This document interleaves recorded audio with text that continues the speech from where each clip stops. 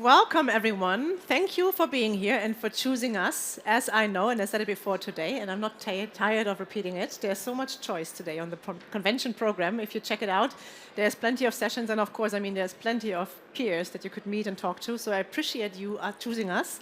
But you're right, because I would do the same. The panel coming up is excellent. I've got the best people for you in one group. But before we start, a warm welcome to the ITB Hotel Technology track. We have a packed afternoon with great sessions until 6 p.m. Only hotel tech-related sessions. The best speakers for you guys. Stick around; you won't miss it. Like it's really fun. I tell you. So we have B&B hotels here. We have Ruby. We have Muse, Shiji, Ideas. We have Viva. We have Revenate, Daily Point, EHG, and Hetna. We have RateGain, Google, and Robinson Club, and many more. So they're all coming, and they're very authentically sharing their insights and knowledge with you. And of course, you can connect with them, follow them on LinkedIn, make sure that you stay up to date with them in the future as well. And that leads me to social media. Make sure to post. The speakers love it, you love it, we love it as a community at ITB if you see your posts online with the hashtag ITB Berlin Convention. And as we don't have much time, and we want to maximize the time, without any further ado, I'm keen to get them on stage. Please welcome with me on stage Lucille Cornet from 8 Road Ventures. We have Frank Seedorf from B&B Hotels. We have Wietse Beizeit from Shiji. We have Lukas Höfer from Ruby and Matthijs Welle from Muse. Thank you so much for being with us here for the opening panel. Yeah, look at that. Isn't that an amazing view? Yeah, I'm a lucky one having you here. Thank you so much. And as we want to do it proper, we do a proper round introducing all of you. Lucille, you are partner at 8 Road Ventures, that's correct? Yeah, hi everyone. I'm a venture capital investor. We invest in startups and scale-ups all across the globe, and we have a keen interest in travel tech. So we're investors in companies like Lighthouse, Amenities, Canary Technologies, and many others. Well, that's a famous brand, so thank you for joining us. We love to have you here. Frank Seedorf, you're the Chief Digital Officer at B&B Hotels. Thank you for being here. Yes, correct. Responsible for this region, Central and Northern Europe, and responsible for the e-commerce and revenue management activities here in Central Europe for B&B Hotels. Happy to be here. Yeah, we love it too. And then Wietse Beizeit, do I pronounce your Dutch name correctly? Beizeit. Beizeit. It's Wietse Beizeit. You are the Vice President Global Solution Architect at Shiji. Tell us more, what do you do there? Yeah, I work together with our global product teams to build our products, the ones that we currently have, and what's next strategically. And also partnerships falls under my responsibility, because it's not only what we build, but also where we partner. Perfect, you're the right person. Here. Thanks for having us. Yeah, perfect to have you here. And then Lukas Höfer, you are in charge of the systems and innovation. You're Group Director of Systems Innovation at Ruby, a aspiring group of hotels growing and growing. Lean luxury is the key word, but please. Yes, that's true. Yeah, my name is Lukas. I'm overseeing the software architecture as well as digital experience at Ruby with the core team of a few people as well as some agencies that work for us, yes. Right, and then I'm not sure introduction is actually necessary because whoever has LinkedIn, we've seen that brand before, right? At least yesterday. So Matthijs Welle, you're the CEO at Muse. Thank you so much for being here. And what's the news? There has been something worth announcing yesterday, was it? Yeah, sorry about LinkedIn. We like our pink horses and unicorns, but we had a real nice moment. We raised a lot of money so that we can really help lift travel space and really have people focus on the space. But yeah, it was a nice day yesterday. Thank you. Yeah, well, thank you. It's an honor to have you, as I said, and let's dive right into it. And I'll kick off with emerging technologies. So what do you believe? What of those emerging technologies have the most impact on hospitality in the next 5 to 10 years? Lucille, what would you say? What do you see there on the horizon? Yeah, it's tough to choose. I mean, if I had to choose one, I'm quite passionate about rebuilding direct connectivity with the guest. I think the last 20 years or 30 years maybe were about disintermediating and adding a lot of intermediaries in the booking process. And I really believe that we're going to see a reversal of that and just more direct connectivity between the players. Right, I see. And Frank, from your perspective as a hotelier, what emerging technologies are you excited about and where do you see real opportunity for our sector? Yeah, I would say we have 4 core sectors where we work heavily in. The one is AI, using it especially for customer services. There we are at the beginning, must say, but we are looking into it. Then the same customer data connectivity, customer data platforming is something which is really relevant to us, bringing 10 to 15 systems, PMS, whatever we have into one data lake, retrieving the data to have a really good customer experience is good. The third thing is revenue management, automation, be smart, have the right price with AI, also supported tools to have the right price at the right time. And I think CSR is another thing, social corporate responsibility, where we all have to look on ourselves what we are doing the next 10 years to make this planet livable, still livable. Right, okay. Wietse, is there anything you'd add, or you say that you missed the important trend? I think, first of all, it's exciting that if you look at the industry, we finally see a tipping point in adoption of cloud and platform technology at scale. And I think that's really exciting, and also a foundational step that a lot of hotels still have to take before they can really leverage emerging technology. And what's next then in 5 to 10 years, I think it's robotics, digital identities, and also AI and data can be leveraged.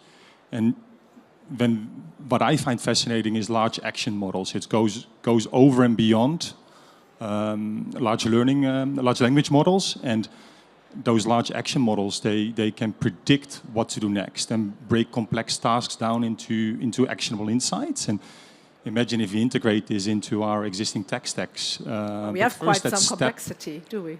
We have complexities. That's why simplification and this step to the cloud and open platforms, where there's choice now in industry, is, I think, a fundamental first step.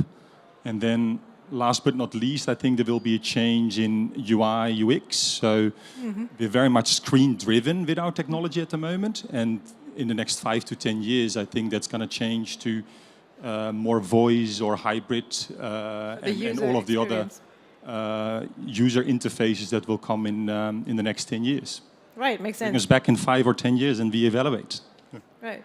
Is there more to add? Lucas, would you add something, or is everything covered for the trends we should watch? Yeah. From your perspective, Matthijs, anything you'd like to add?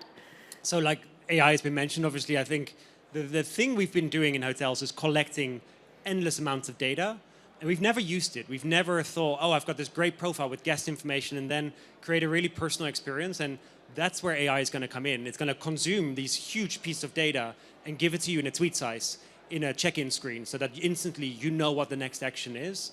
And that's not 5 to 10, like that's like this year. That's going to happen now. And finding pieces of data, like pulling together a revenue report in the PMS is just awful.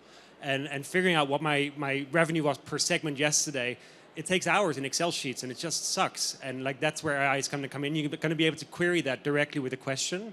And that's the thing that excites me, because I've always wanted to find that piece of data in the PMS. And the other thing we've seen post-COVID is that the new generation of employees have changed. They want hybrid travel. They want a workplace in a hotel, in a lobby. And a traditional system just thinks about bedrooms. And there's so much more to what a modern hotel should be than just bedrooms. Think about co-working spaces in the lobby that you can fill, or meeting rooms, or like anything to cater to these extended stays. And that's where you see the big brands going extended stay. And modern systems have to keep up with that as well. Right, so we talk about the units, right? So how do you, sell your product? Exactly, like in one booking, I should be able to book a month-long or 2-month-long stay with a midweek co-working and with a bicycle that I want to rent. And I want to be able to package that whole stay in one flow. And that's just not possible today.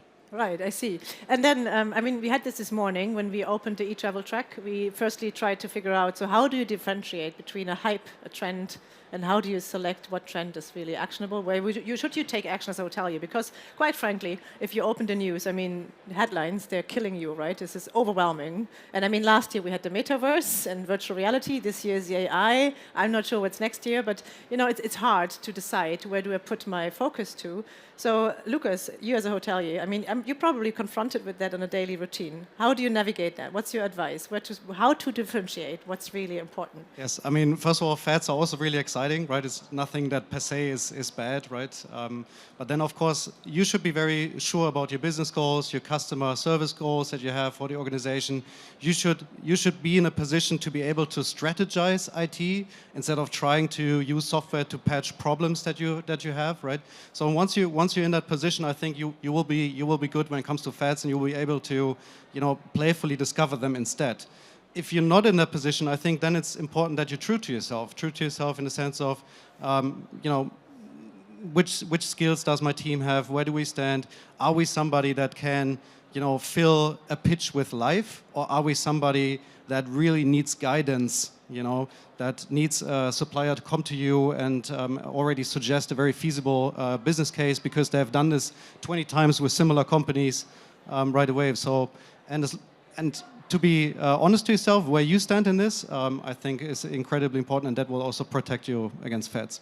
Right, and Frank, you as a hotelier as well. I mean, you have a quite different product, right? And you are strong in scaling, so you know a bit about scaling and putting tech into plenty properties quickly. Do you have advice how to select what to act upon and what not? I love your answer, I must say. Do not use technology if you're trying to solve problems. Use them for your business.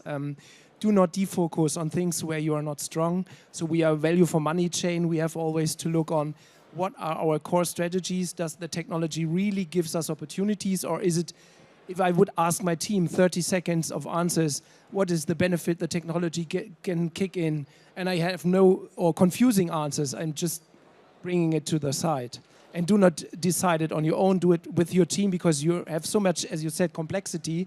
And if it's really easy, if you have no reason to do it for at least 30 seconds, do not do it. And focus on what makes you strong. Do not forget what makes you strong, whatever technology kicks in. And if it's useful, just take time to consume and inform yourself more about it.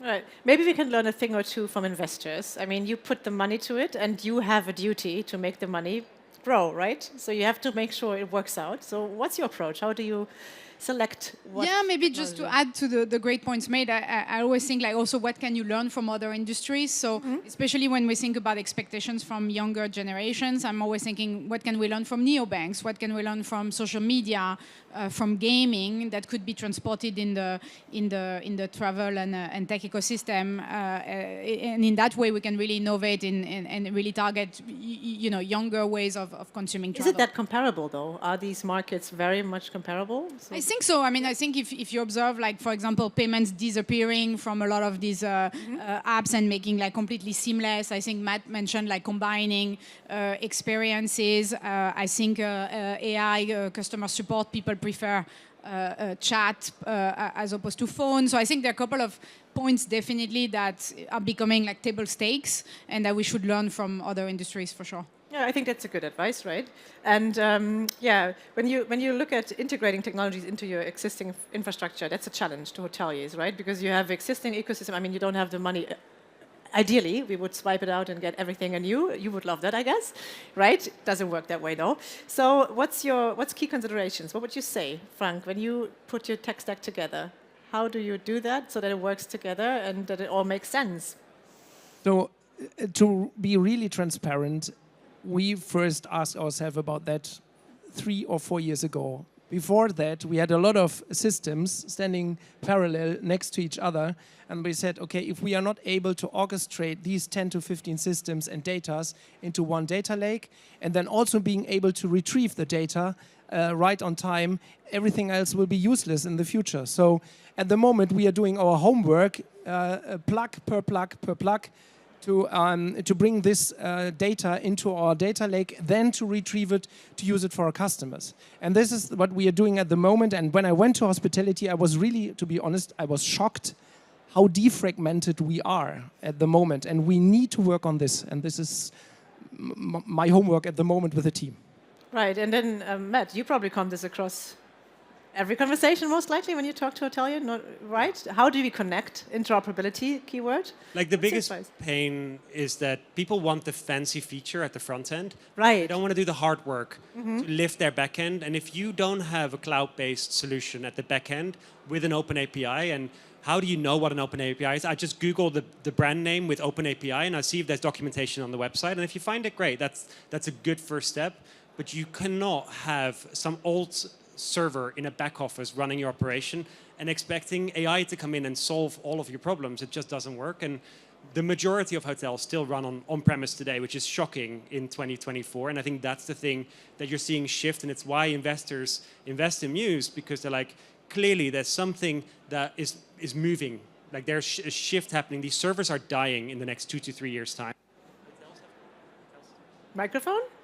Is it better? Hello? Hello, hello. Hotels have to move into the cloud, and that's what's happening. And I think then when you have an open API, you can just switch it on if you like an integration. If you don't like it, you switch it off and you move on to the next one. And that's the exciting bit.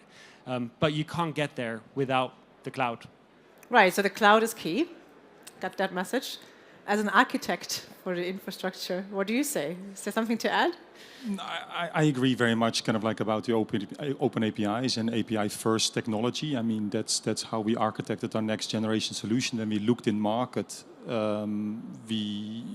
if we would build or buy a PMS and other things that we want to bring on platform, we decided to build it from ground up because we could not find something that has truly this open architecture. And that's very much needed to have that flexibility for what's next. So it's scalability, flexibility, cloud, interoperability. It has to make sense as a use case. Is there anything you would add as well? Like security and compliance? Oh, yeah. We shouldn't dive into that. We don't have time for that. We need another day. Let's stay out of it.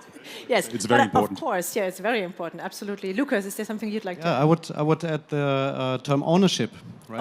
Ownership. In terms of I mean, you as a hotelier, you should own your data structure. You should own your data flow. You should be able to say where you want the source of truth for your profile data, where you want your source of truth for company data, and so on and so forth. Because the reality will be that in a few years' time, you will have different systems that all hold partial data of profiles that somewhere will come together. And if you don't take the ownership over the vision of that and how that is supposed to work together at some point, the vendors are not going to do that for you.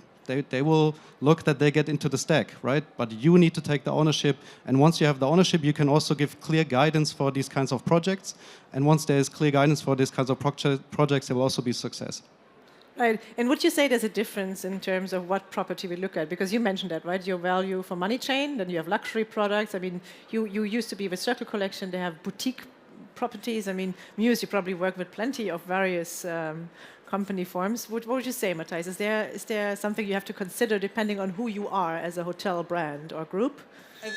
Oh my God! Welcome. Oh my God! Yeah, different hotel groups work differently. If you're an independent hotel, it's relatively easy to start building a tech stack from that. But the moment you get to these sizes of companies, you need an entire team to maintain the data lake and the integrations and really own that. And you don't want to outsource some of these pieces. You want to have control of that. So I definitely think as you scale, the complexity builds and you have to lean into that challenge. You can't just say, I don't want to touch that. I'm going to just give it to someone else to manage.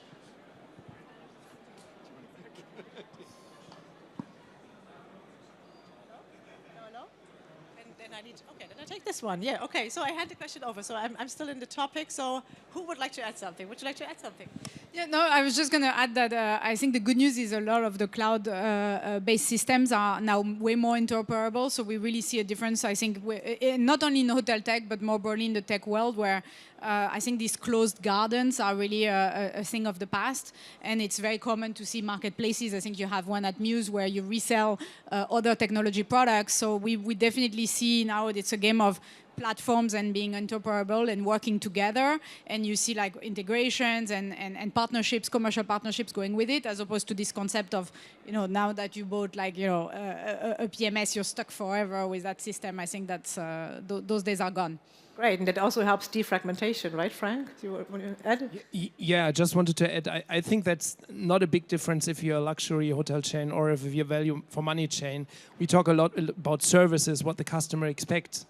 In our world, it must be very fast. It's a very, let's say, small, basic world. If we are talking about the luxurious segment, the value chain is the same, but you may need to collect other data. But there it's even more important that you know who the customer is. So at the end, the structure will be the same. It's all about what data is relevant for you and what's maybe not so relevant. But the complexity, I would say, is more or less the same. Yeah, I agree with that. And what we see is in the luxury segment, there's more human touch versus digital. And I think balancing this out with a match to your brand is crucial. And what we see as well is the trend of multi-brand in groups, right? All the way from luxury to select service. So that's why when we look at building technology, we try to kind of like cater for larger groups, rich feature functionality for luxury, and then we see that it can easily be used by select service and independent properties as well. So I think it's really kind of like define how your guest journeys look like for your brands, and then start selecting that technology and platforms that fit best. Right. I mean, to me that sounds easy. So why are we not there yet? What would you say? What's holding us back? Yeah, Matthias. I think it's just we're just all afraid, and we're like, it isn't broken. I can still check people in. I can check them out. I can print a bill. It's fine. And we're all saying, no, it's broken. And it has been broken. And now, because of the acceleration we're seeing of technology this past year, people are realizing very quickly that actually it is actually genuinely broken, and we have to go and fix it. And somebody has to jump first. And the large brands are afraid to make the jump. They're taking tiny steps, and they're really holding back on making the big decision. And you've seen independent brands and really forward-thinking brands making the jump into the cloud, and they're benefiting now over the big brands. And I've seen larger brands, hotels leaving them because they don't have the freedom to pick their own technology. They don't want to be told what system they have to use. They want the freedom because it exists. Why would I be limited by a brand if the brand is supposed to add value to my business? Oh, so that opens it even to a wider topic, right? So there's yeah. also a mindset shift in general in the industry that's needed for that to succeed. Is that correct? Yeah, like I think so. I think it's a conversation we have to have. Why are you limiting the systems you're allowed to use? If an independent hotel can pick their own stack, you can say, we recommend this because this is the best practice and we see this outcome. But if a certain hotel in a certain location will benefit from a different tech stack, I'm like, great, have at it, try it. Right, I see. Well, you know, once you have so many bright people on stage, I think it's always a great chance to go really traditionally in line and ask them for their best advice. So picture a hotelier that really wants to innovate and they really want to get this done. They want to have a new, modern, scalable, future-proof tech stack. Lucille, what do they have to do? What's your advice? I would go back to basics and think of the guest and think of the staff. I think Matt made a really good point. I think staff is going to become a bigger and bigger problem, attracting people to our industry. And so I would think of them as personas and the Gen Z in particular, and think like what environment do they want? Perfect. Frank, what would you say? I would first of all paint pictures to just have a really smart vision of pure applications on one picture. What do I want to have? What do I need? And then I would send a request to all the people here having a booth. So please be a little bit more easy with the customer coming to your booth. Talk a little bit easier about the messages, the things you want to sell. Because if you look on all these wonderful, fantastic advertorial brand advertising, a lot of hoteliers might not understand what it means. So on the other side, the hotels should not should not have fear to ask. So sometimes it's not stupid to ask questions. I'm asking questions every day because I'm not knowing so much about the complexity. So ask, paint your picture, and a little bit try to make it easier for the hoteliers to understand what you're selling. So simplifying there as well. Yes, okay, cool. Vito, you say? Yeah, I think I would go back to what I presented here last year on stage, Yes. and I talked about the change management journey that I've done at a European hotel group, and we have been really mapping out our guest and employee experiences, and then we assess the impact of the tech investments based on their impact on guest, employee competitiveness and profitability. And this model really helped, and I mean, there's no specific model that I would draw out for you. I can share what I've used, but I mean, I think it really helps to simplify and focus on your critical touch points across these guest and employee experiences. And then one final piece is that don't forget the change management journey, because selecting new tech is one thing, but to have proper adoption and ROI, this change management journey is equally important as the tech selection process. Right. Lucas is nodding, so he's in full agreement, I guess. Yeah, I love that I came up with the change management, because I would even increase the stakes, and I would say it's more important almost than the tech selection. Of course, the tech selection will decide the scalability factor, but the change management will change management will define the success overall of the initiative. And yeah, so I love that point. Other than that, I mean, the only thing that I can add to it in terms of what should a hotelier do that wants to innovate, well, I think it really starts with the question, again, coming back to the business goals, am I a hotel that lives off efficiency, or am I a hotel that lives off customer intimacy? And either or will then open up an array of totally different questions and technology decisions. So, for example, if you're really up for operational excellence in that sense, you know, API-first systems that live in the cloud, right? You know, that will just be gold in your ears. You know, that's really something that you should put on the priority list. Whereas if it's about customer intimacy, you know, you might more leaning towards the tools that either allow a very shiny digital experience, right, or that allow a high degree of customization of the product that you already have, despite eventual efficiency issues, right? So it really started the question: is it for me more important to, you know, have a really high degree of automation, or is it really important for me to be really close to the customer of mine? Cool. And Matthias, do you have a playbook to share? How to innovate as a hotelier? Do you have a 10-step guide, or how Yeah, would you? Yes. 10 steps. Yes. Great.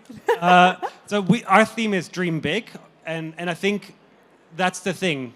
We start with technology. We're like, oh, I need to replace your existing system, and I'm going to just look for something that has all the features. And it's the wrong way to approach it. And I think you need to really sit in your lobby and say, what do I want this brand to be? Like, we are all just welcome to the hotel, check in, okay, passport, credit card. Like, it's the same. Every hotel does the same thing, and it doesn't have to. Like, technology is not the thing that's making you do that. So this first step is saying, okay, what do I want this experience to be? Do I want it to be so fast? Do I want it to be kiosk? Don't I want to check in maybe completely remote? And it is entirely possible, but you can't go into the technology question without having a vision for it. So that would be my first step. How many minutes do I have? You have time, please. Okay. Take your time. No, we're all relaxed. No, like, you have to start with the vision, and then you have to make sure that the core facilitates it. So make sure that you have a cloud-based system with an open API. And if you've never heard of API, like, it's actually basically really easy documentation for other systems to start talking to your system. And often you'll find that partner has a marketplace. Look how many integrations they have and how good the integration reviews are, because then you know whether you can trust them, and just start building your tech stack. And it doesn't cost that much because it's software as a service. So you don't do these massive upfront licensing fees and servers you have to buy. You pay per month, so you pay over a period of time. And if you don't like it, you can go. And I think that's the most important thing. Yeah, and there's probably a lot of learnings whenever you test and try something. Yeah. You will at least be left with some learnings, right? Some things just aren't for you. There's revenue management systems for the upper end of the market. And depending on the type of hotel you are in that segment, there's another revenue management system for that as well. You have to go through them. And it's not like we used to make these commitments of 10 years to these software vendors where you have to pay up for around 5,000 euros to just get the license. It isn't the case anymore. You can try it. Well, I mean, I think that sounds very actionable, if you ask me. So that was great advice shared. And I mean, you have a full day left today where we have sessions diving even deeper into that, covering many of the topics we just addressed. And where can we meet you guys? Like, first of all, follow them on LinkedIn. I can just recommend. I do it personally. I enjoy it every day because they share thoughts, they share company updates. You stay in the know, and it's very interesting. So, Lucille, where do we meet you? Around all day. You're around all day, so make sure to connect. Frank, you have a booth, right? Hall 9, booth 211, I think. But you won't miss it. It's a B&B hotel. I'm there this afternoon. Yeah, wonderful. Also, Hall 9, the CG Yes. booth. Wonderful. Lucas, you're around as well? You're around as well, and otherwise you find me on LinkedIn. Hall 8, look for the blue jackets and the blue stand. We've gone for blue this year. We've moved on from pink a little bit. Yeah, I don't think you won't miss it. Well, thank you so much, Lucille from 8 Rows, Frank from B&B Hotels, and Wietse from CG Group, Lucas from Ruby, and Matthias from Muse. I wish you a super successful ITB, and I hope to have you here next year again. So thank you so much. Thank you. Thank you. And thank you for your attention. I love it. Thank you.